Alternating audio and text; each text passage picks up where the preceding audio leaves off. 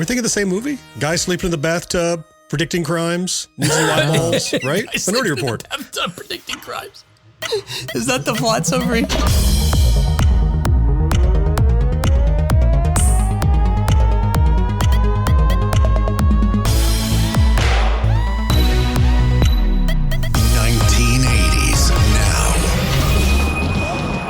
Yep. Fake it till you make it. Hey, welcome back to another episode of 1980s Now, a weekly examination of the importance of 1980s pop culture and its influence today. My name is Will, and joining me as always are my friends and co-hosts, Kat and Jon. Hello. Hi, guys. Hey, my people. How you doing? Doing good. Well. Awesome. Hey, in addition to his co-hosting duties right here, don't forget, Jon hosts his very own awesome Gen X Grown Up, his own awesome podcast, Gen X Grown Up. There you go. Oh, thank you. First, considering that this past weekend, the fifth installment of Indiana Jones opened, Dial of Destiny. Right. We haven't seen it yet. I'm really, again, I've been avoiding a lot about it, although I don't know. I'm trying to manage my expectations. Yeah. Mm-hmm. But I think I've heard enough to either feel like it's going to tank or feel like I'm going to enjoy it. I feel like there's enough. It's kind of equal forces right now. Okay. Is there a number, Will? I mean, so this is weird. Like this will be broadcast after the film is out, right? So yes. So like if 100 is the perfect Indiana Jones film and 0 is worse than Crystal Skull. Oh, worse. Where does this have, right? I think it could be worse, right? Yeah, Where does this have to register for you to see it as a success or satisfactory? Wow. I think if it's above Crystal Skull, that'll be a victory, honestly. And I say that because I think it's hard to compete with the first three, in particular because they were produced, during that same era in the 1980s that Right. There was so much consistent with movies made during that time that just was baked in, I think, just by the nature of the process. And I don't know. That was lightning in a bottle. I don't know. So Crystal Skull, I think, was a failed attempt at recapturing that. If Mangold can make a film that's is above that and closer to whatever you think personally is the worst Indiana Jones film at the top 3, I think that'll be good.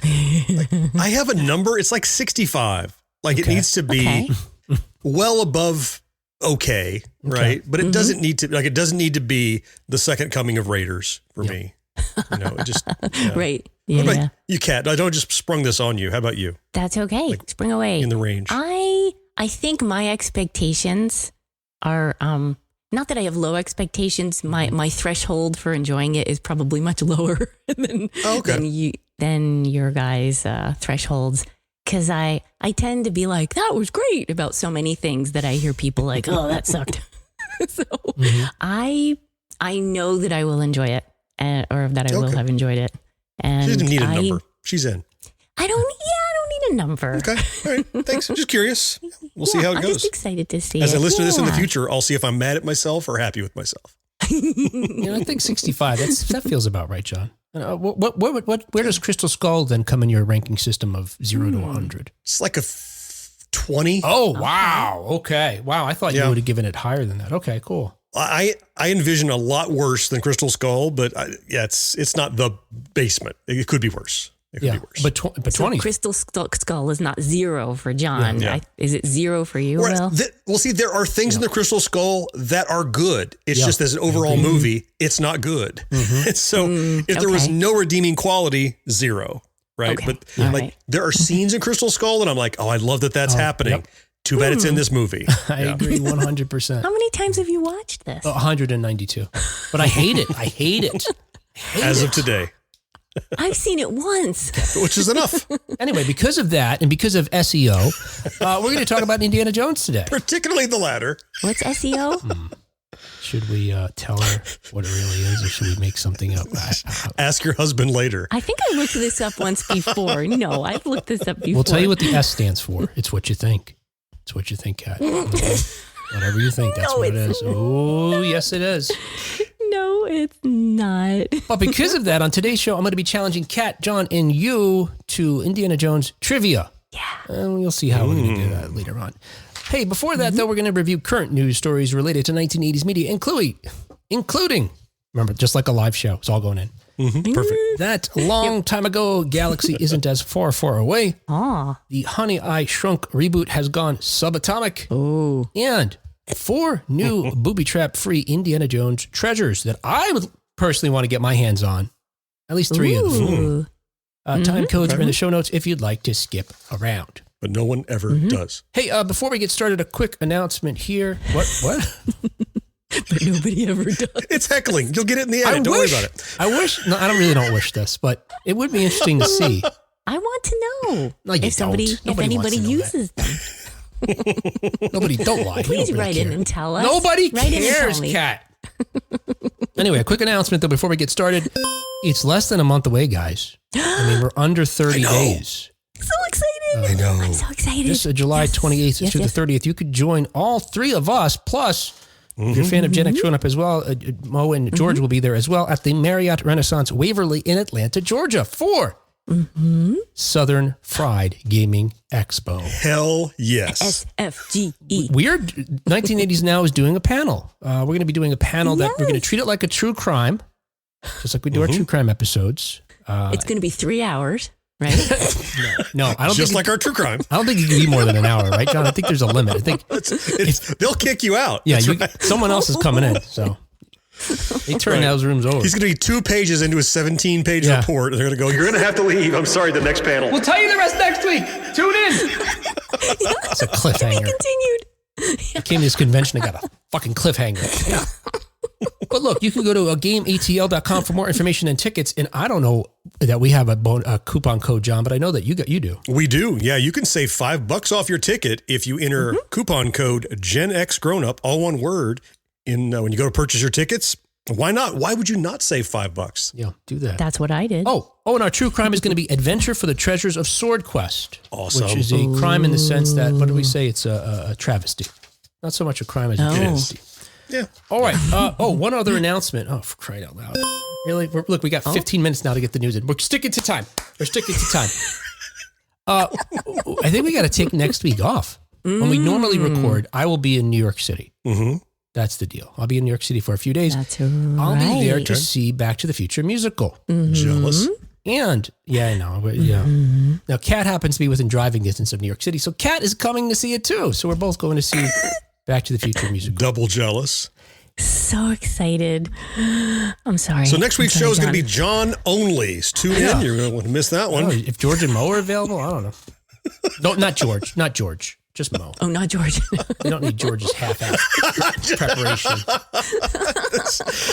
You're trying to create this war that will never happen because you got to get George to listen first. Otherwise, you'll never know. See, that's why I can say whatever I want. I can say whatever I Let want. you do anything. But what's going to happen is eventually he's going to listen to one. He's going to be like, well, how many times did I miss this now? And then, John, we're going to have another listener. We'll have more downloads. That's right. Yes. You see what my strategy is, right? I do. Right.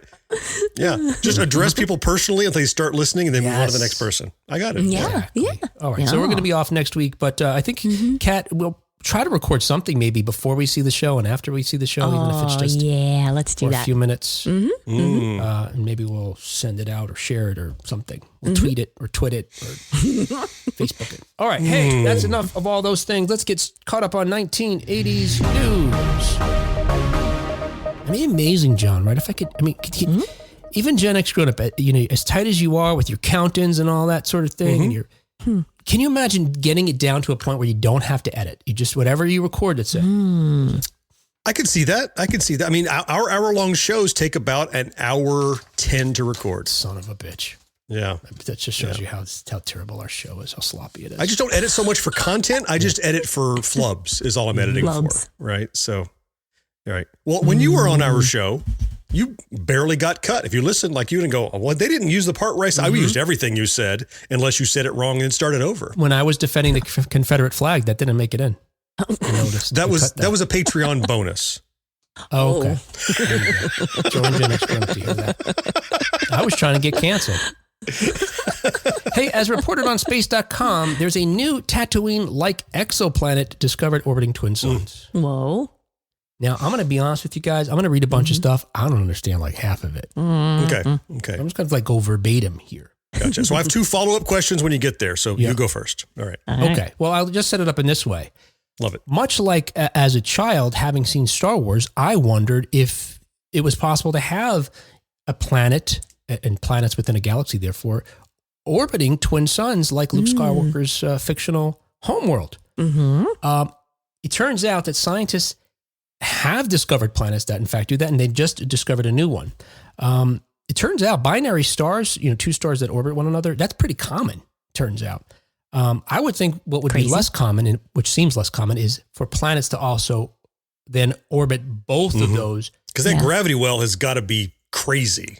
Right? Yeah. And and they describe some phenomenon here that maybe even not simply the gravity well, but the combination of the two. I don't know. Let's see. It's one of the, again, I'm going to have to just read this verbatim, but it turns out that the astronomers have confirmed the detection of 14 what they call circumbinary planets, ones that go around the stars of a binary system. Until now, though, just one binary system was known to host multiple planets located about 5,000 light years away. In a new study, astronomers investigated the binary system known as, these all sound like Star Wars droids, TOI 1338. Yes, they do sound like droids. In 2020, there was another one, blah, blah, blah. Okay. Using the European Southern Observatory and this is what they call it, the Very Large Telescope. I love that. The Very Large Telescope.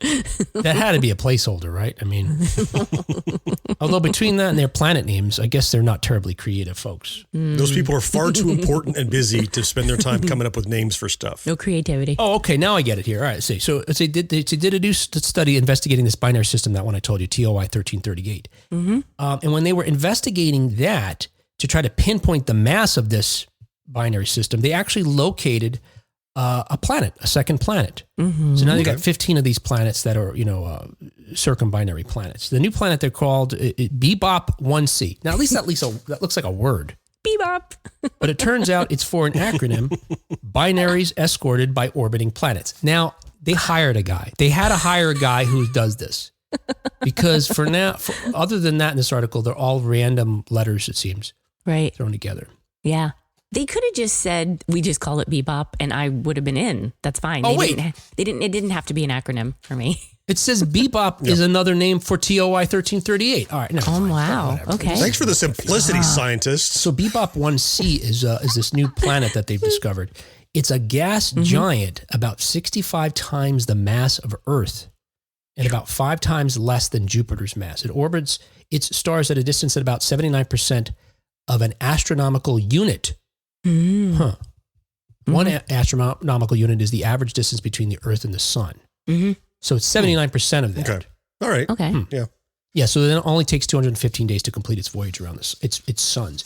Yeah, I didn't write down that part, John, about how it's kind of tricky for a planet to go around both stars, but there's some kind of problem with that. I can only imagine the orbit is like a roller coaster because it's got to ebb and flow with the two different gravity strengths as the suns turn. And like, am I orbiting along with the suns or counter to the suns? Or are they going counterclockwise and I'm going clockwise? It's crazy. The math is like, I can't imagine. I just remember in the article, it used the word rough. rough estimate. That's the only word I understood. So here's quickly my follow-up questions. So my first question was, how did you know, not being the biggest Star Wars fan in the planet, how did you know the Tatooine had 2 suns in the first place? Now, I know there's the shot where Luke is standing there and there's the 2 orbital bodies in the distance, which I assumed were moons he could see during the day, like we see our moon during the day. That was my assumption. I guess that was wrong. But I made that assumption because shadows are falling on the ground in a different direction than the direction the suns would have caused it. So I thought they were moons. I think it may have been on a trading card. We used to get those all the time, the packs of trading cards. Okay. And I feel like in my head, I can picture the twin sons of Tatooine, and it's showing Luke. I'll be damned. So you've seen a card that had that image, but it was labeled twin sons. Therefore, you didn't know. I feel like that's how I knew. I think you're right, Kat. I think you're right. Gotcha. Yeah. Oh, yeah, here it is. Kat, I found it. Yep. Ooh, cool. The card? And it's really? The subtitle is, or the title on the card is Twin Sons. Awesome. Yeah. Luke is standing there with the sons. Yeah. I think the reason I knew, though, John, is because I have eyes and I'm not a moron. I think that's what it comes down to. I don't know how else to explain it. And I was, 7 when I saw it, 6 or 7. All right, there you go. What it is, John, is what really is happening, all kidding aside, is this is what happens when a Star Trek fan watches a Star Wars movie. Take all that logic, Spock nonsense. Spock talk nonsense. The shadows weren't matching because the suns weren't really there, John. You know that's the real reason. I do know that, but why didn't he fix it the special edition? Boom. Fix something worth fixing, Lucas. Come on. Oh, Right, we're back that's a together. good Anyway. point. That would have been worth fixing. Absolutely. So my second follow-up is very brief. I checked and found out that Tatooine has 3 moons, which I don't remember ever seeing. How do we know that? I didn't know. I don't think I knew that. I went down a little rabbit hole with this article that I hoped to get a genuine, honest, respectful answer, but I did not get that. It turns out I'm a moron. All right. You got a sassy. I didn't say you were a moron. I said I'm not a moron. See, I'm going to be right again, John, like you said I do. I know. But the thing, I really do think when I first saw it, I thought they were suns setting. I guess I can't really know for sure. And maybe it's like Kat said, because I do remember having that. I think I still have that card, actually. Yeah, that could be floating around in my dining room. I don't know. All right. Hey, another 1980s news, whatever. As reported by the Hollywood. All right, let's get it back on track. Come on, little Miyagi here. Good luck. I'm still a butt sore. Good luck. Oh, no. I'm digging out of the hole now. I'm at a negative. Josh Gad shares update on Honey, I Shrunk the Kids reboot. Now, look, the original film came out in 1989. I was already too old to enjoy it. I think we probably all were. It was fine. I saw it. Yeah. I saw it because Rick Moranis was in it, though. Sure. Sure. Yeah. I think I had seen every film that he's been in. I think I watched it when after my kids were born. I don't think I'd ever actually seen it until like the mid-aughts. Yeah. It's like the same reason you watch that Flubber movie. It's because there's a comic in it you love and want to see what he's doing, not because I need to see the Flubber movie, right? It was so. Will, what? I'm just looking at something. Oh, I thought you were mystified by Flubber. I'm trying to get over. No, I'm trying to, I don't know. I feel bad that I hurt John's feelings. I'm wrestling with that. I'm messing with you. Would you quit it? He was laughing right along. See, that's his there. defense mechanism. He acts like he's hurt that I'm hurt so that I won't act hurt. I don't like that John can see me, that I'm so transparent to John. Wow. Who's the moron now, John? Well done. Well done. All right, but yeah, so that's why I saw it. So it was fun. The movie was fine. It was kind of fun and everything. And like you said, Kat, my kids were really into it. My oldest, when we first watched the first one, he tore through the other ones because that's how much of a fan he became. To this day, big fan, but also a big fan of Rick Moranis. So when I heard they were going to reboot it, I was like, whatever. But learning that he was going to also be in it, all right, I'm back. Because as you guys know, Rick Moranis took a 25-year plus hiatus from acting.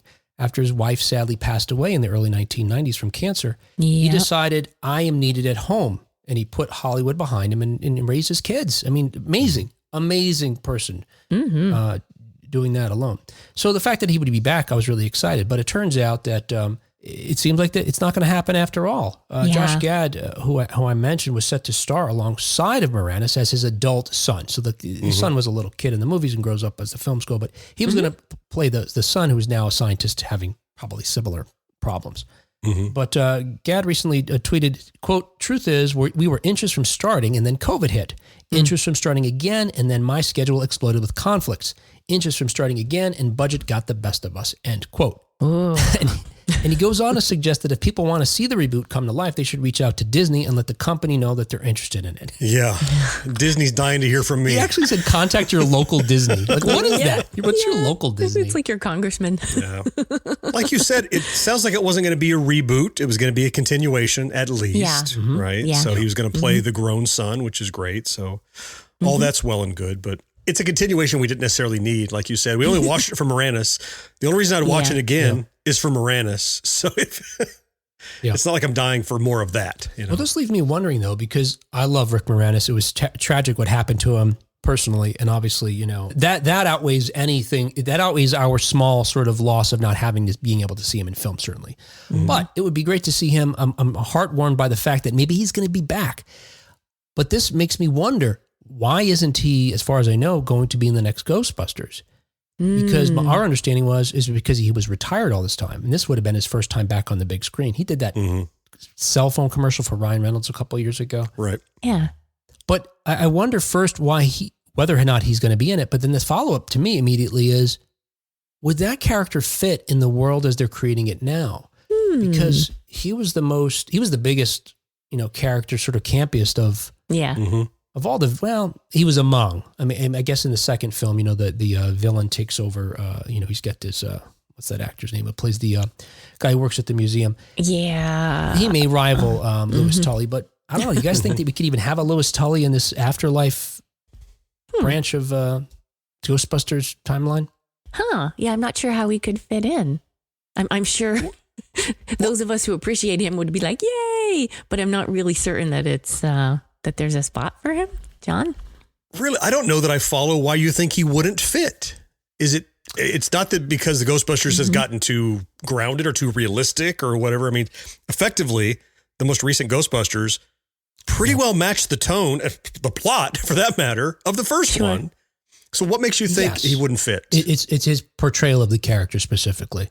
I feel like the story itself, yes, was within the boundaries of the first couple of films. But as far as the portrayal of a character, I feel like every character has been toned down and more grounded. When we see Janine, for example, Annie Potts' character, briefly in the film, she's very grounded. She was kind of also, a little bit, had a lot more fun with the character earlier on. Maybe it's because of age, but I feel like more it's because of the tone of the film that she was, more earthbound. But if they did that with Annie Potts, why not do that with Rick Moranis? I know he was a colossal doofus, but with age, why wouldn't he have toned down as he got more, or moron, if you prefer Will's vernacular? I don't know why we need that callback, but okay. But I think you could tone down Louis Tully. I'd buy 2 tickets instead of 1 if I found out he was going to be in it, frankly. Me just too, for another great reason to see it. So, forget about contacting your local Disney. Contact your local, was it Paramount, Universal? Regarding? I don't know. Paramount. I don't know. For Ghostbusters. First, step 1, look up the producers of the Ghostbusters studio. Step 2, contact your local whoever they are. You want Rick Moranis in the next film. Yeah, I think that's it. You sure? Gotta check his paper. I had a lot more written down for this, but whatever. Okay, fine. We're running out of time. Look, we have to now get the next story done in -2 minutes. All right, hey. Also, this week in 1980s news, and finally our story is Funko Games, in collaboration with Lucasfilm, brings the adventure home with new tabletop games inspired by Indiana Jones. Ooh. I think we've talked about this. All of our families play games. Yep. So I was really thrilled to find out we've got these 4 new Indiana Jones games coming. Now, upstairs, I do have my 1980s Indiana Jones Raiders of the Lost Ark board game. Wow. I think it's missing a piece at this point. Oh. But I played the heck out of that thing. And just because it was associated with the film, these 4 games, as I've read about them, 3 of them, as I mentioned at the beginning, I'm excited about. I think I will go out and buy now that these things are available. Which ones? I want to hear. So, okay. So first up is a game they call Indiana Jones Cryptic. This is the description from the game. Face booby traps, menacing villains, and supernatural threats in this puzzle-filled, action-packed escape room game. Ooh, yeah. Using Dr. Jones' journal as your guide, you'll decipher ancient texts, uncover valuable clues, and defeat unknown evils with logic, deduction, and creative thinking. Plus, you'll navigate trap-filled temples and mysterious jungles by drawing your route through perilous maps. Choose wisely, and you'll find fortune and glory in this unforgettable adventure. I like it. I'm ordering it. That's it. Yep. Done. Sounds cool. Yeah. That's the cool thing about board games these days. Think back to your Raiders game that you've got upstairs that you said, Will. Yeah. Back then, board games were nothing more than Candyland with a coat of paint for this franchise. It's Candyland, but it's Raiders on it. It's Candyland, but it's Bionic Woman on it. It's whatever. And it really wasn't based in the story of the game any more than, make your way around the board and, collect 5 idols or whatever's nothing, right? But modern board games, I feel like people these days, they weave the actual franchise into the mechanics of the game now. So you get more of the experience, which makes them that much better. I agree. And I like escape rooms. I like escape rooms that you leave the house for. And just past, I don't know, a couple of weeks ago or a month, we played one that you have at your home. We've done that before too, but we played another one recently where... Like in a box, right? Yes. And you're not literally trying to escape the room so much as you're working together as a team to solve puzzles. Yeah. And one puzzle leads you to be able to solve another one and so on and so forth. And then you quote unquote escape the room. They're fun. They're a fun group activity to do. My family enjoys. So something with the Indiana Jones theme, absolutely. The next game is Indiana Jones, Throw Me the Idol. That's the one I want. Throw me the whip. Throw me the idol. Here, look. Oh, what is that? It's Indiana Jones. Jones. It looks like a holding the idol. One, like holding the idol and a worm. For you listening at home, imagine if Kat were holding a toy near your face. Sala. An unlimited number of toys. She's then switched to 2 toys simultaneously. Somehow, regardless how close she holds it to the camera, the home audience still cannot see it. Here's the tour de force. It's the Ark. Don't look. Don't look. Tell me when it's closed. She just held up the Ark of the Covenant and opened it on camera. Like cool. A doofus. Here's the ghoulie guy. What do you, oh my God, my face is melting. A ghost I can feel out of it. Yeah. You're melting. So in Throw Me the Idol, do you dare enter the temple? Thrilling physical action and blazing bouts of card play await you. In this race for fortune and glory, 2 teams are pitted against each other. Indiana Jones versus his bitter rival, Belloc. Gain the most points by outmaneuvering your opponents in 12 laughter-filled, out-of-your-seat challenges that will keep everyone on the team involved. So yeah, this is, I don't know if you guys played this game. This is kind of maybe a newer phenomenon where you have a board game or cards, etc., that require you to do certain physical feats in your home in order to advance in the game. I think I would like that. I'm out. No physical. Can't do it from the couch. Well, it depends. What are they going to ask me to do? I got to like wash the dishes or vacuum, or is it going to be blank cards? They have some my wife examples. can write on. They say that players use custom components to reenact moments from the classic films. Oh. For example, sneak past your opponent's arrows, endure spine-tingling peril, and grab the iconic golden idol without getting caught to claim victory against your rival. So arrows? Do they include like a bow and arrow? And or Nerf darts? What's going on here? It doesn't say. Yeah, maybe Nerf. I don't know. Wow. I might be back in. You could shoot There's those a from card the couch. game. I don't really care about the card game, so we'll skip that. And then finally, Indiana Jones Sands of Adventure. Time is running out, and it's up to Indiana Jones and his friends to rescue the Ark of the Covenant before it falls into the wrong hands. Scour ancient Tanis to find the elusive relic while building up your strength and resources. But beware, if the sand timer suddenly swings over, it triggers a race to survive. Battle the scheming Colonel Dietrich, the dangerous Major Tot or Tote, I never knew how to say that as a kid, and the ruthless Dr. René Belloc. Belloc. Will got it. Thank you. I had to do it twice. For Indiana Jones is such a dick in that moment, isn't he? He is. Yeah. They make, Sala as this character who's like struggles with English somewhat, Right. Oh. Then he mispronounces Belloc's name. And what does Indiana Jones do? He laughs in his friend's face. Right. He gives him a hard time. Actually, it's pronounced. Read a book. I always thought that was a weird moment. Like, why not just have him pronounce it correctly? Like, what did we learn? Like writing, and it's written by the great Lawrence Kasdan. It's supposed to be about, revealing things about character.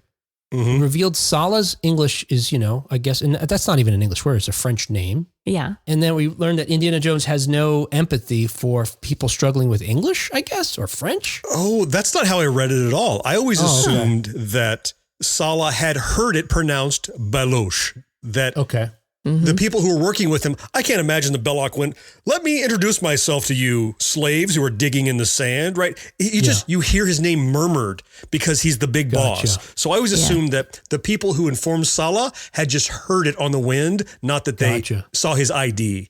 And so it was more of a, you know who that actually is? I'm sure that must be Belloc, is kind of what Indy was doing. So that's funny how the radio, or was it the telephone game works. The Germans said it one way, and then the Arab people that overheard it said it another way. I shouldn't say Arab people, because if they're not Arabs, I don't know, I'm going to seem really racist. Right.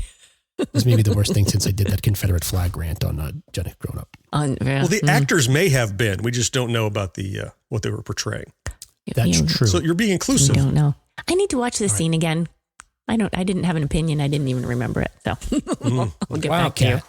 Then this is the perfect game for you to play next year. All right. Hey, speaking of that, let's get out of this and say that was 1980s news. Hey, our independent podcast is brought to you every week by folks just like you. So if you'd like to help us out, please Follow us on the podcast platform you're listening to right now. Subscribe to our YouTube channel. Share an episode on Facebook. All of these actions just take a moment and are 100% free. But if you'd like to chuck in a buck and help us keep publishing the show week after week, please visit us at 1980snow.com/support to find out how you can send us $1 or $2. And thank you so much. It means a lot. I'm fully prepared to be trounced by John. Okay. I love Indiana Jones, okay? Yeah. Uh-huh. But it's not, like, there's some things that I'm geek level at, but this doesn't happen to be geek level. I know many Indiana Jones, well, several Indiana Jones geeks. So Will, are you in love with Indiana Jones? Or are you in love with the idea of Indiana Jones? I just really like watching the movies, but I haven't watched them as many times. She doesn't remember every little thing. Fair. I don't either. So we're evenly matched. Okay. So it's perfect that Kat knows very little about Indiana Jones because once again, It's time to play. You call him Tatooine. Yeah, it's like, Belloc. Belloc, you asshole. What a moron. Belloc? Oh my goodness. Oh my God. Hey, Marion, come here for a second. All right, so here's what we're going to do. Oh my goodness. Things are happening. Oh my God. I have got a game board here. Oh, it's a map. Like we do from time to time. It's a topography map. So here's how we're going to play. So before, in front of you, and if you folks, if you're listening and you want to be able to see this, check out our YouTube channel or follow us on Facebook. We'll have the video there. 1980s Now is our name. Groovy. So here we have a board here. Yes, it's a map, and you've got 14 different places on this map that you can go. Well, 15. I guess there's a 15th place you want to make it to. That's that black square on your right.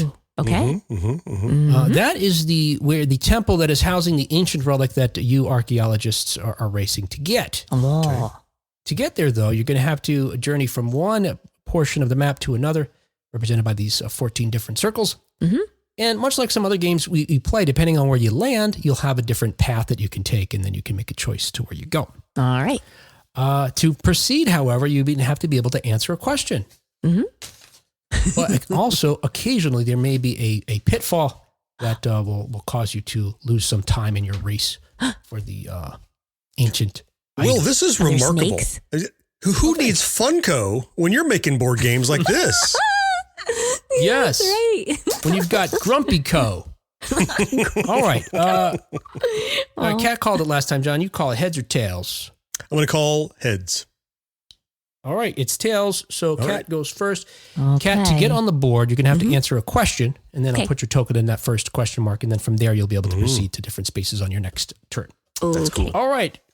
Question number 1 for you, Kat. Oh, boy. Let's see here. All right, here you go. Snakes. Question number 1.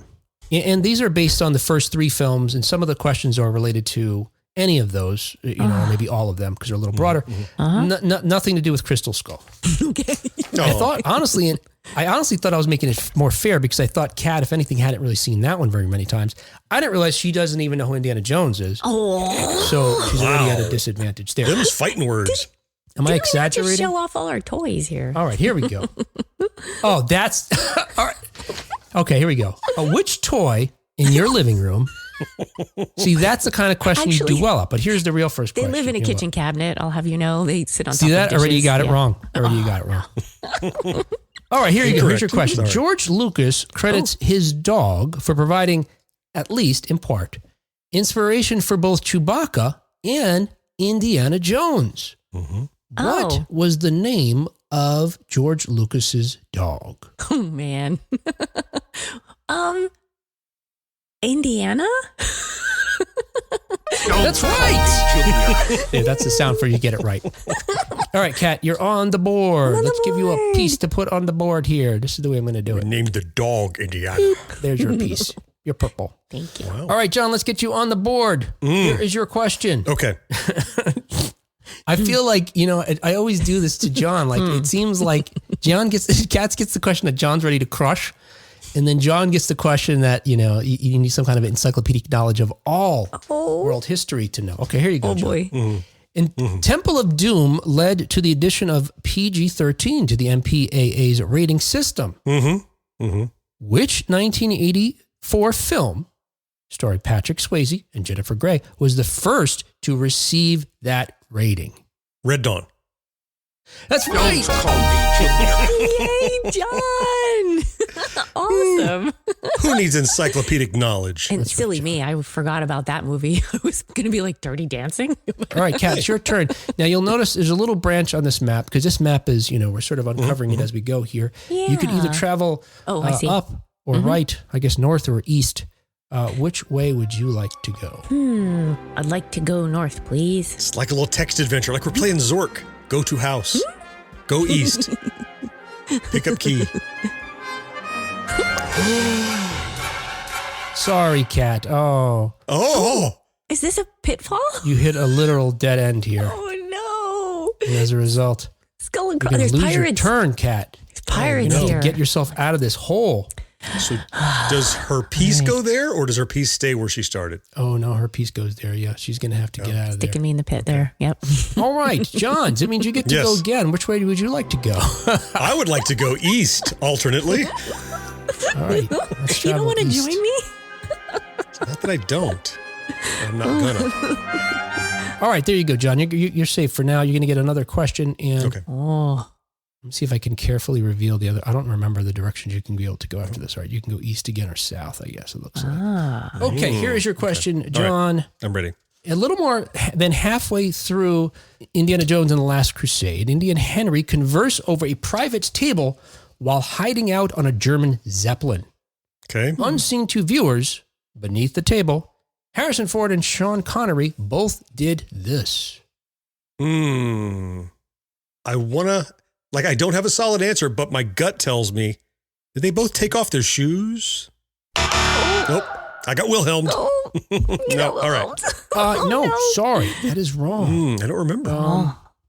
Now, should we do our thing where I offered Kat a chance to get out of there based on your question? Ooh. Huh. Whatever it takes. I don't know the answer to this. That might make us keep us because otherwise... So she doesn't know, so yes, offer it to her. Yeah, okay. All right, Kat, do you know the answer? I do not know the answer. I was going to say, did they both cross their ankles? All right, she doesn't know. Let's cross their ankles. I don't know. Neither is wearing pants. I thought John was alluding to this earlier when he said about he wasn't wearing How pants. can I not remember that? All right. Yeah, it turns out that excessive heat on that set prompted Connery to remove his slacks while shooting the scene, and Ford followed suit. Oh, right. You said unseen to the audience, Yeah, it wasn't and being in my filmed, head, yeah. I pictured it was like some kind of synchron. Nah, yeah. All right, Kat, Yeah. there's only one place for you to go, which is back here. Okay. I think I'm going to run out of questions before you guys. I don't know. We'll have to see. All right, here we go. Kat, here's your question. This is when Indy and Sala find the Ark and Raiders of the Lost Ark, the filmmakers paid tribute to Lucas's other well-known film franchise by including which Star Wars characters among those etched in stone? Oh, I think aren't R2D2 and C3PO in there somewhere? Wow. That's even in the Lego set. And they have these forthcoming Lego sets of the Well of Souls or whatever, where they get the thing. Even there are little Lego minifigure hieroglyphics in the hieroglyphics of that set. Oh, that's so I cool. realize this game is flawed, guys. I realize it's flawed. It's okay. I think I made enough questions to assume that one person would get there. But right now we've used 4 questions and basically you're still on the first spot. Yeah. So that's bad. Huh. Just don't put it on YouTube and act like that's how big the map was, and we won. I'm trying to think how to fix this on the fly here. Or retcon the entire map to just make it look correct for whatever we do. Huh. Well, so if you get a question right, you should be able to advance. If you get one wrong, you don't advance, but then you're still there and you got to get another question. Right. I don't have infinite questions. Most of the questions I found online were shit. Oh, you might have to pull those out in desperation. I'll be like, Who is the star of Indiana Jones? who played Indiana Jones in all of the 4 films? John. List 3 action figures Kat has in her cabinet. Hey, there you go. I'll just start asking personal questions. Yeah. This whole fucking game is flawed. All right, you know what? Let's do that. Let's say you progress no matter what, but that Okay. question's out. We'll go to a point system. Okay. Every question is a point, but if you also make it to the end, you get an extra Okay. point. All right. it Well, I've should be changed my like, mind. We do need Funko to make these games after all. I totally reversed my assertion. Yes. You're like, well, Will made a decent looking game on his computer, but the mechanics are terrible. Who did your play testing? Nobody. Is it surprise you if I told you nobody did? Aha! Tried There the you soup. We're the guinea pigs. All right. So look, you guys are both on that same spot, but if it has a question mark, there's no question to be had. So John's beating you. I mean, you're beating John. Which is a miracle. There you go. The most shocking thing of all this is that's happening. That's the most, certainly the most shocking but- thing. No pants. Okay, so here's the real thing. All right, switching the rules now, or this slight mechanic. This is about a race to get as many artifacts as you can. All right, so there you go. If there's a question mark there, that's already been plundered. If there's not a question mark, okay, you get to a booby trap or a skull, that's your turn. Okay. All right, here we go. You get a point for everyone right. You get to the relic, you get an extra point as well. I was going to say 5, but if you got to the relic, you probably did really well. You already You're won. crushing it, Right. so. Yeah. I also think I collected a really cool relic of a skull and crossbones. Just want to point that out. You how did cool not. that was. You did not. You were hurt. All right, John, you can go east or south. I'm going to go east. I'm going to continue on. Oh my goodness. That eastern exit. I just got ripped off. Look at this. The east took me south. I mean, yeah, I mean, Things just went south. just that path, that tunnel that you were digging there led that way. Yeah, I'm sorry. Problematic. Sprung another trap. All right, Kat, where would you like to go? Well, Now, I guess I need to follow John. dun, dun, dun. Kablam! A All question right, mark. Kat, you got a question, Kat. All right, Kat. Okay. Part of The Last Crusade is a treasure hunt, with Indiana Jones having to work out the location of the Grail. After finding his father's diary, he soon learns that the Holy Grail is held in the ancient city of Alexandretta, Turkey. Okay. What is the actual location of the stunning hall carved in rock? I have no idea. Like we did with John. John, we'll give you a chance to steal, and you'll get to move too, because we somehow whatever gets this game done faster. Is it actually on a soundstage whathout pants? No, it's a real beneath the location. table? It's a real Okay, location. Then I don't know. Looking for the outdoor, real carved in rock ending location of the. No, you don't. That's actually a real place located in Petra, Jordan. Oh, It's a really crazy okay. place too. It's an ancient. It seems like an ancient city. Couple thousand years ago was carved in this rock there. And part of one of the real fascinating things about it is, my like to understand, is the irrigation system that they built. This ancient civilization built to get water to this essentially desert. In addition to having carved that, fantastic looking castle This is the one that's like carved in the side of a mountain face, right? It's like all these. Yeah. Looks like an exactly. apartment building that grew naturally, is what it looks like. Grew naturally.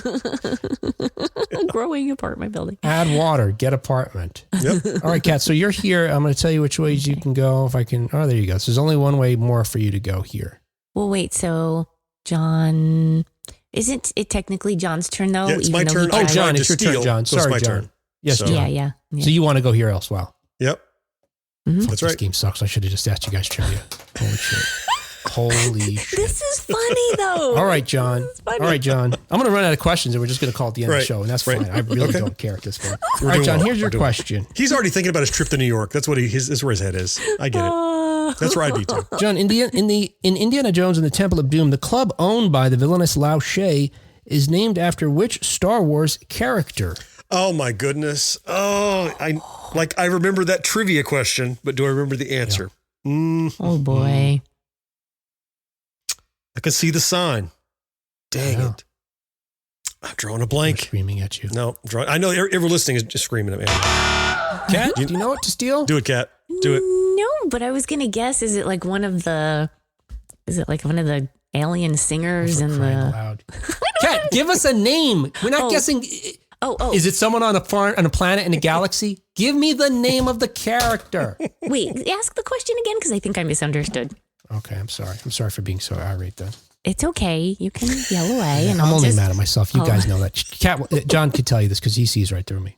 I'm only mad at myself. He's furious. In Indiana Jones and the Temple of Doom, the club owned by the villainous Lao She is named after which Star Wars character? Oh, the club has the name. All right. Yeah, I was okay. mystified. Oh, by Lao She. That's what I got gotcha. stuck on Yeah, Lao yeah. She. Now I understand. There's a You big know that. sign. There's a big sign. I remember seeing the sign. Yeah, It's all Indiana lit Jones up. as he's falling from the window and lands on a roof. Damn low it! roof. Sorry. See it there. All right. No. The club is named Club Obi-Wan. Max Rebo. I should be mortified for not knowing that. Max Rebo. John gets a point for that. Max Rebo is on the board. I had one already, so we're still 1-2 as far as I know. All right, it's John's turn.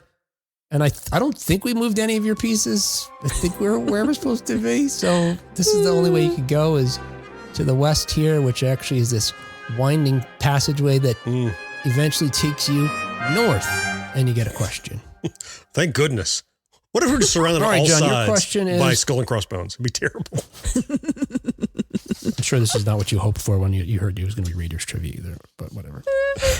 Hey, the submarine used for filming in Raiders of the Lost Ark. You remember that one where we talked about how the hell did he survive? But we went to the periscope. Yeah.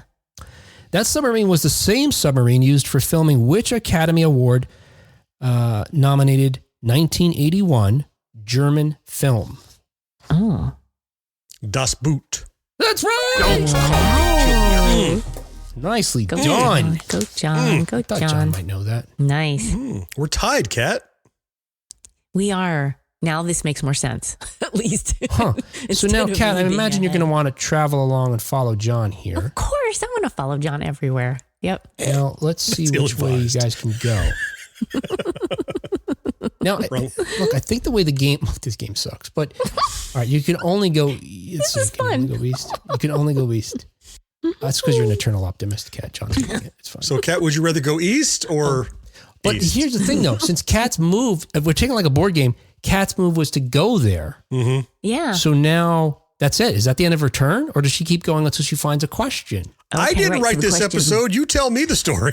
Oh, shit, man. I'm asking for your help, man. I got to tell you, I was struggling with this. I had just trivia questions, and I was like, I know how to take it up a notch. Mm-hmm. It turns out that didn't go up a notch. Just like in Indiana Jones, the ground fell out from underneath me. No. From board game structure, I would assume, yes, her turn was to move to this spot where the question has already been exhausted. I would agree. Yes. It's gone, so I'm out of luck. All right, whatever. So- Let's just stick with this then. Fine, whatever. All right, John. So, John, the only way you can go is this way, so you're going this way. That's right? that's the path I wanted to do. Yeah, perfect. That's what I want. So I'm All right, like John. I'm like the hero keeping up with the villain or something, right? Like yeah, on this you're map. the Beloche. Now You're I'm the Beloche. villain. It's Balak. You dumbass. It's Balak. God damn it, you're stupid. What a Nimrod. But by the way, can you help me with this adventure and get me a lot of resources? Can you send for your kids free? to save my bacon when I'm about to be killed? Yes. Thanks. Right. Appreciate it. All right, John, here is your question. Yes. Here we go. The opening of The Last Crusade shows how a young Indiana Jones may have been inspired to pursue his life's work. Mm-hmm. What explanation is given for the notable scar on Indiana Jones's chin? Ooh. As I recall, he was on a Last Crusade. circus train and he Okay. pulled a whip out of a boxcar and had never used it before and hit himself in the chin, as I recall. Ooh. That's right. I thought it was a trick question. I was really nervous. No, you're right. Indy accidentally whips himself. Now, it turns out Harrison Ford, on the other hand, actually has that scar on his chin. That's right. That he got in a car accident in Southern California when he was in his early 20s. Mm-hmm. And so, hey, he's had it in all his movies, but it turns out, no, it's not a prosthetic. They now have developed an in-canon reason for Indy to have that feature. All right. Enough. Nice, John. Kat's going to follow. Now, see, look, now she's not going to get a question. This is what I'm talking about. This game is not fair. But it's skewed in my favor, which is okay.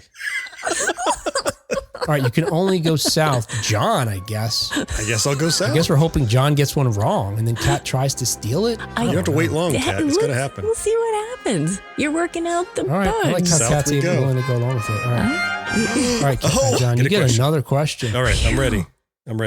All right, John, here is your question. See if we can find one that John will get wrong. Let's see. I think next time you do this, you need to have a picture of a snake. Can you just hold that one up? Why a snake? Oh, instead of a skull and crossbones? It's a worm. Yeah. Why do it have to be a skull and crossbones? There's just a snake everywhere he goes? No. I mean, if it's a pitfall, if it's like or a Wilhelm screen, it should be. All right, John, here you go. Snake. It's well known that while the cast and crew was shooting the Cairo set scenes in Raiders of the Lost Ark, they all managed to get sick from food poisoning while eating out. Yep. All, that is, except for Steven Spielberg, who avoided illness by eating which canned product for all of his meals? Spam?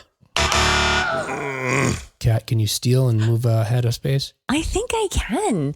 Wasn't it like Chef Boyardee? Can you give me a specific? That's right! SpaghettiOs. Nice. Yes. The game is working out now. Yes, this is the best game ever. I'm going to edit out all the other parts where I was complaining. Easy. Let's not get too excited.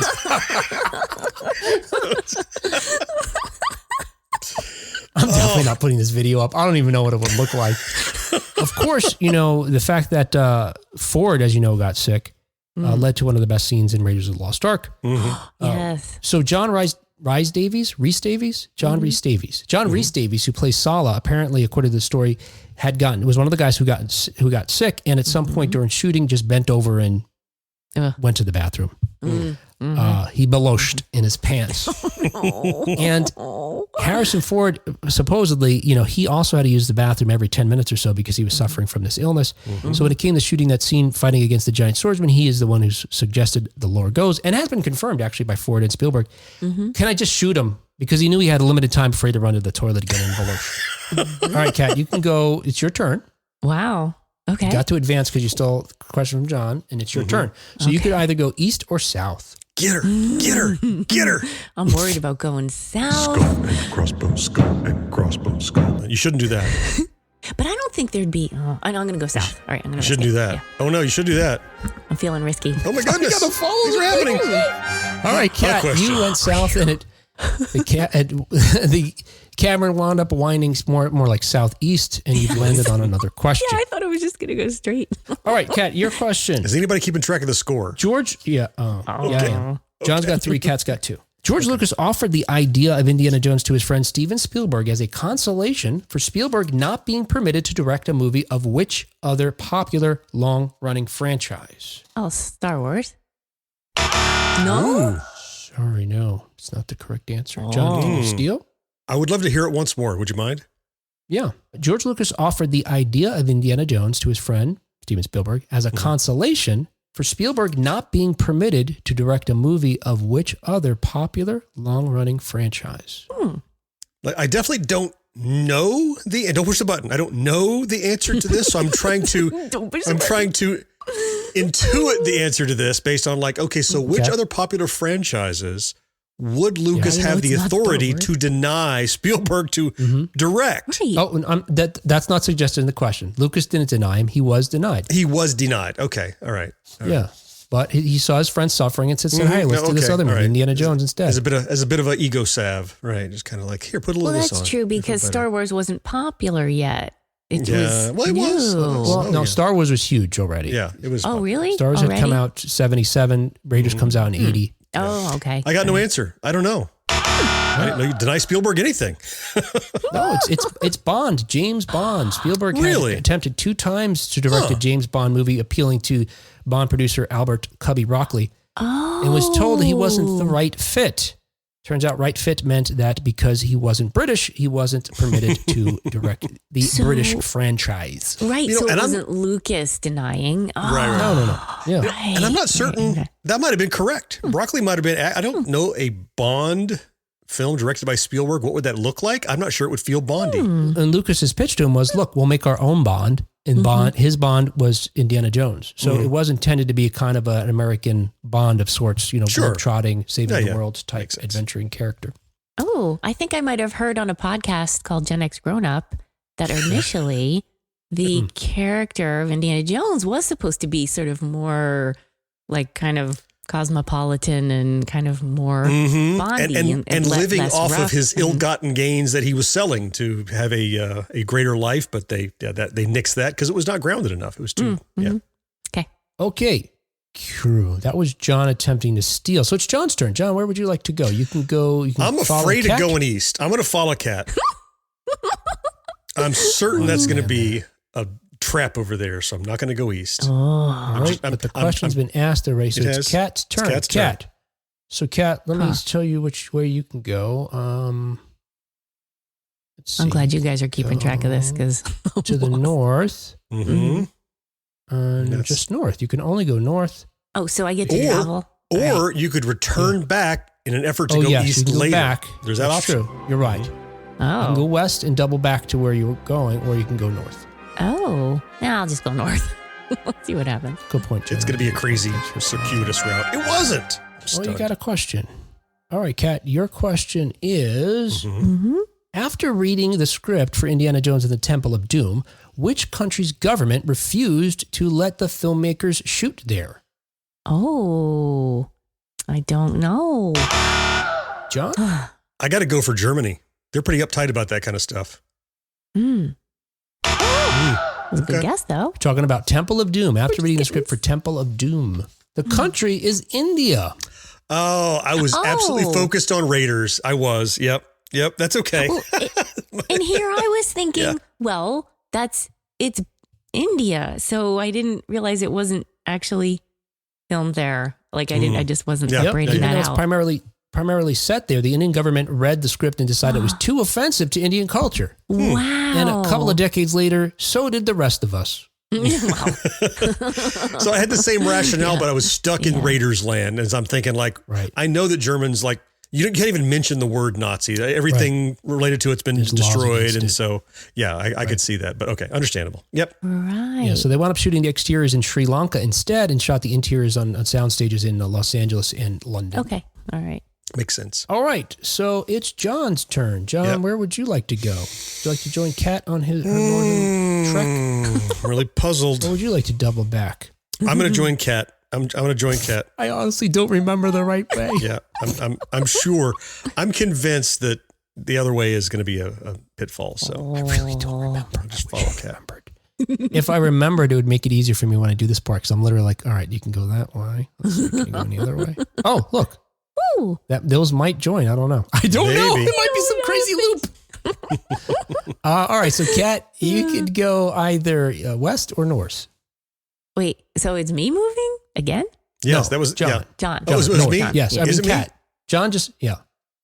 John just joined you and he doesn't get a question. That was my so turn. now you go. Right. So now it's you. Oh, yeah, I get muddled around that. We figured this game out. We figured it out. Okay, I'm glad you guys did. We're not going backwards. Okay, I'd like to go west, please. Go west. West. I just wanted to say that because I like that band. West. Oh, look. West is actually winding south now. Oh, we joined And up with the then heading overpass. Landed on a booby trap. Hey, I love how the road is like broken up on the way. It's like really rough going. Oh, yeah. You should have learned. You should have known to turn back. Done it. Could I? All right, John, it's your chance now. You want It's to a go terracotta north? road. Yeah, it's real bumpy. Yes. Or do you want to triple back your way? No, I'm gonna try north. Let's see how north goes. Oops, that's not the right thing. Here we go. Ooh, wiggle, wiggle, wiggle. North, okay, still going well. Still going Couldn't well. possibly just go north. No. Still going well. Still going well. Oh, you question. got a question. Ooh, man. Nicely done. Survived. Goodness. No booby traps for you, All John. right. Okay. All right, here's your question. What is... Oh, boy, this is a tough one. Thanks. What is the name of Indy's mentor and Marion's father? Is his name Maurice? I bet when you hear it, you're going to be like... That's what jumped in my head right away. So yeah. It's one of those that'll be familiar when I hear it, and I can't call it up right now. Abner Ravenwood. Yep. Very good. Yep. Okay. Yeah. Well, I did give his last name. I figured that was a gimme. Mr. Ravenwood was not going to fly. Yeah. Mr. Ravenwood. Mr. Ravenwood or Dr. Ravenwood. Or He signs his letters. He's the Egyptologist, an archaeologist at the University of Chicago in the 1920s, who was the mentor of Indiana Jones. He was going to be on a Young Indiana Jones Chronicles episode, but the show got canceled before they could do that. That's what shows like that should do, is mine the backstories of people and flesh them out. That's what you could do well there. And yeah. It stuns me they didn't think of it until they got toward the end of the series. They ran out of ideas. All right, it's going to be a little bit of a race now, Kat. You can only double back to where you were, but you don't get a question. And now it's John's turn. Let me tell John where John can go. Yeah. Oh, you're going to tell me where I can go, I'm sure. Why should today be any different? No, my mood entirely shifted. You see that from... Yes. Trying to put you on the hot seat. All right. You can only go south from here unless you double back to where double back. So I will attempt to go south. All right. We'll see where that puts me. When you said your mood shifted, I thought you meant you weren't grumpy anymore. Twisting turn. Oh, no. He's still grumpy. He's still grumpy. Yeah. Just for different reasons. I'm picking on John because I know I'm more culpable. All right, John, you safely, in a somewhat circuitous way, have safely arrived at another question. Mm-hmm. And you're just a square or space away from the final relic here. Well, we don't know about that. I mean, proximity-wise. Well, proximity-wise. I was the same proximity before I got here, so there's no guarantees. You went all the way around the box. Mm-hmm. Yeah. You're right. I hadn't thought about that. Like, stop the bus. I want to get out here. In Temple of Doom, how many Sankara stones were stolen from the Mayapur village at the outset of Indian adventure? Holy crap. I believe it was 3 stones. I think it was 3. That's right. Wow. All right, Kat, it's your turn, Kat. Okay. What would you like to do? Follow in John's footsteps? Well, you can't double back, but would you like to follow John or would you like to go a different way? You can go south or north. I'll just follow John. Yeah. Okay. All right. Okay. You don't get a question, though. So, John, it goes back to you. Let's see where you get to go. Hopefully, it's just get the relic and end this game. Erasing blue. All right, you can go north. Go north. North it is. North it is. Go north. Oh, it's a straight shot. Oh, straight in there. All right, you've arrived at the Oh my gosh. at the ancient temple here, or the home to the relic Okay. that All right. you've been racing to get for an extra point. All right, here is your final question. You could win this. You could stop the game. By stopping the game and getting it right, you'll get one more point. You will win with 5-3 to Kat. Got it. If you get it wrong, she'll get a chance to steal that point. Oh boy. And then it'll be tied again. Right. Got it. All right, here you go. Here's a Raiders question. While it's well known that Tom Selleck may have played Indy, if not for Magnum P.I., which of Harrison Ford's future co-stars auditioned opposite Selleck? The woman who auditioned opposite to Tom Selleck for the Marion role. Well, it's certainly not information that I have in my head immediately, so I got to think about it. A future Ford co-star does not narrow it down because he has such a storied acting career that he's worked with so many actresses. Yeah, I guess I could have given some language to limit that. It's true. That's all right. That's all right. No, I don't have an answer. I have no idea. I just thought of a way I could set it that would have maybe given you a clue. But Yeah. no, I don't know. Give it to Kat. Give Kat the clue.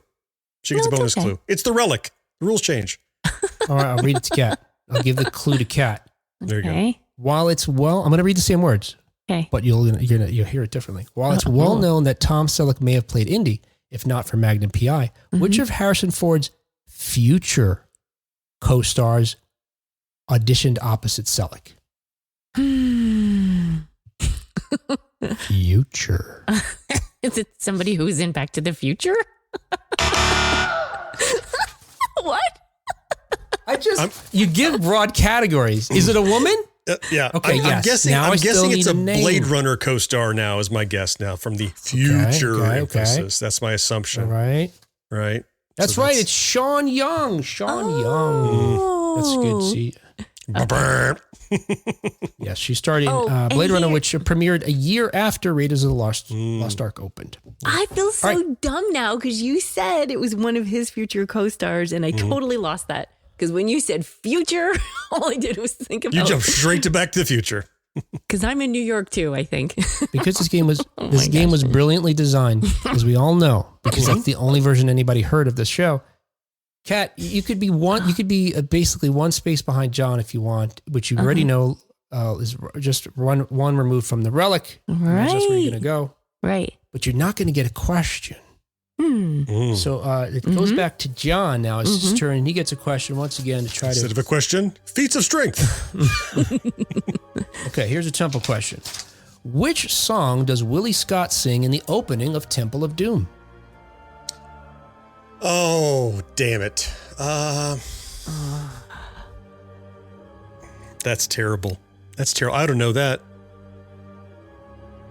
I hear it in my head. I feel like if I hummed it, you'd get it. Of course. Let's not cheat and do that.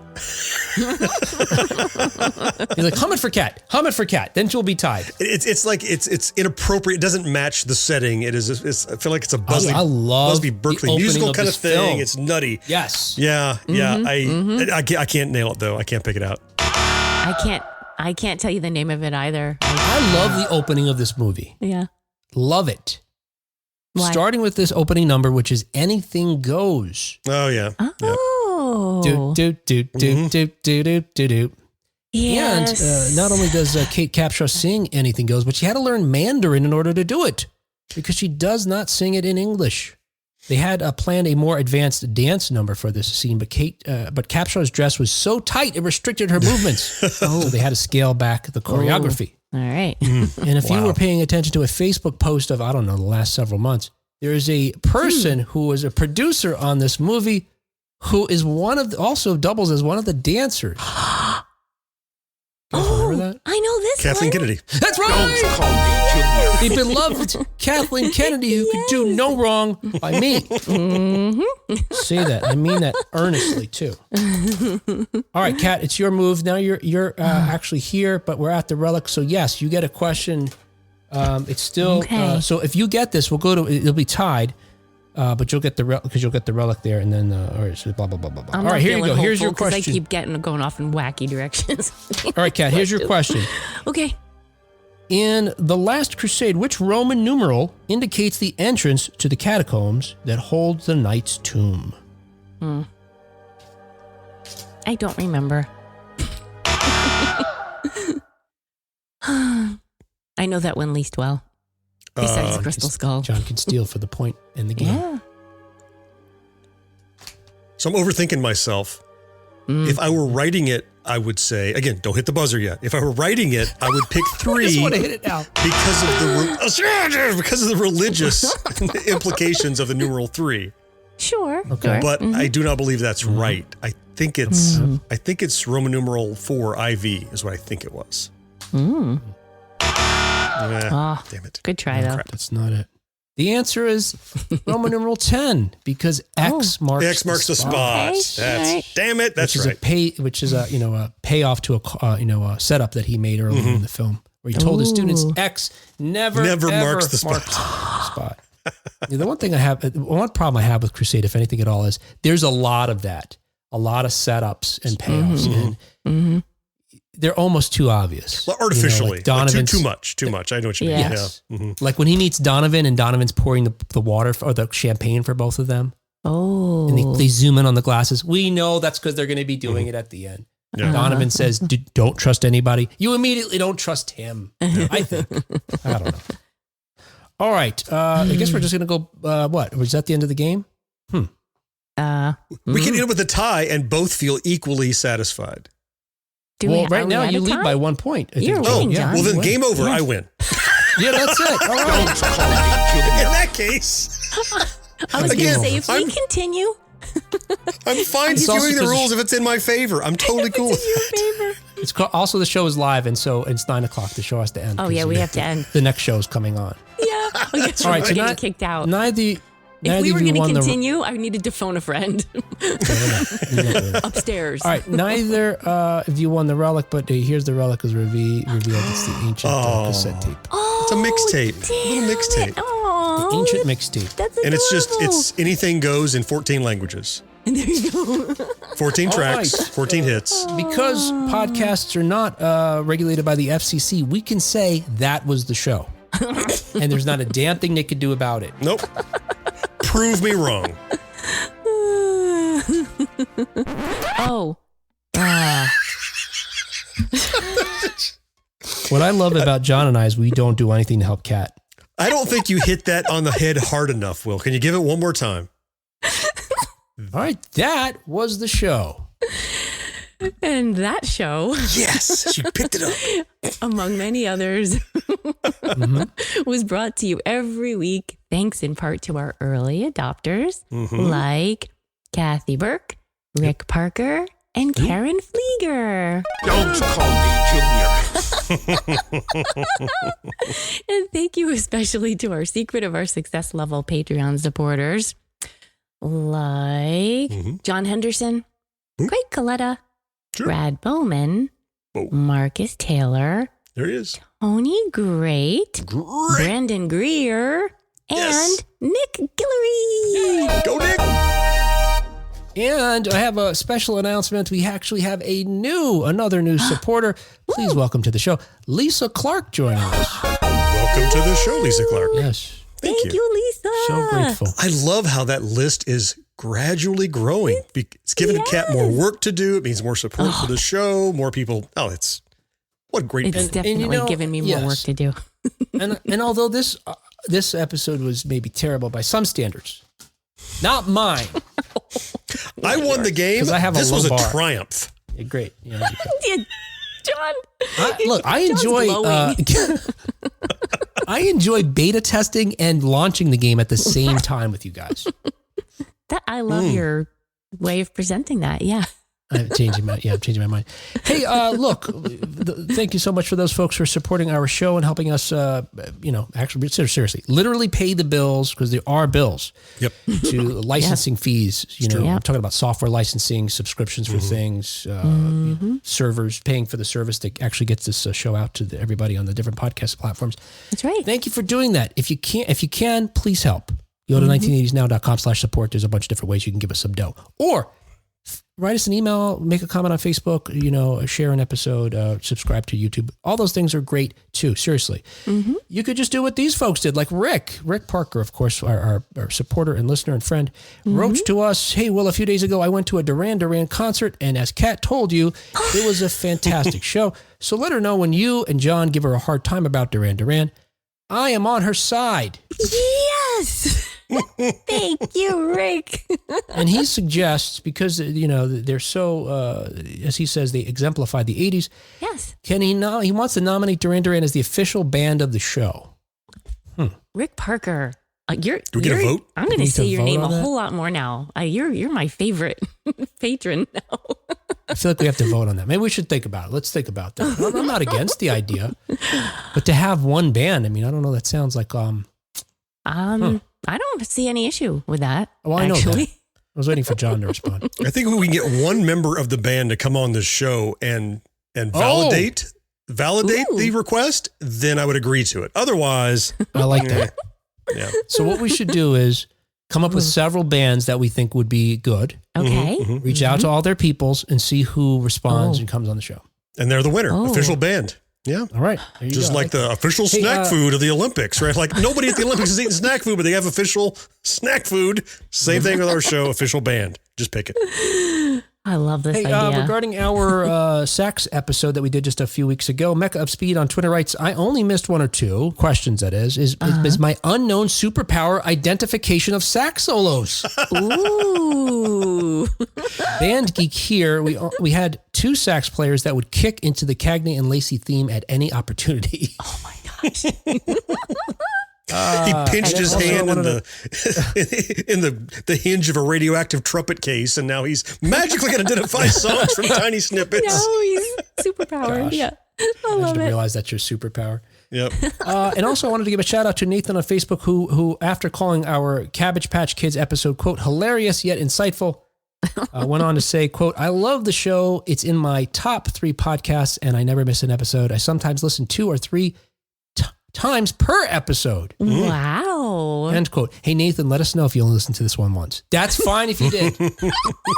I got to tell you, I usually listen to them multiple times too, even after it's published, I mean. Even after. And I use that as a gauge. And sometimes I don't want to listen after I edit it. I'm like, I don't So, wanna listen to spoiler it. alert, when someone says you're in my top X of anything, you are number X. Okay, because top 2 we would be 2. You're You'd saying. be number 2. That's right. And if you were number 1, you're my favorite podcast. just So say someone my says, favorite. you're in my top 10. Oh, you're number 10. Because otherwise you'd be in the top 8 or the top 3, right? So I just see know what you're saying. we're number 3. I thought you were doing a callback to X marks the spot. No, I think that logic is pretty sound, John, but I think in reality it's just hard to choose, right? Like, it's just neck and neck. So you have a few favorites that kind neck. of rotate around. All right. It's us, it's Gen X Grown Up, it's a third podcast. Hosted by some celebrity doing unfairly. Yes. Yeah, right? But they're still Cards stacked against but they're us. still on our level. Right. All right. Hey, we're not going to be here next week. We'll be something will be on, probably rerun something. You don't know we won't be. Something. Maybe you won't be. I might be. Yes. John might be here. It could be John, and he made up his own game to win. One he can win because he's asking himself questions. Da-da-da! Winner! And every question is, who's the handsomest podcast host? Oh, You are, baby. It's He looks me into the again. camera, and then he gets another point. All right. Hey, whatever it is, regardless of all that nonsense, we will talk to you again next time on 1980s Now. Until next time. Baloche.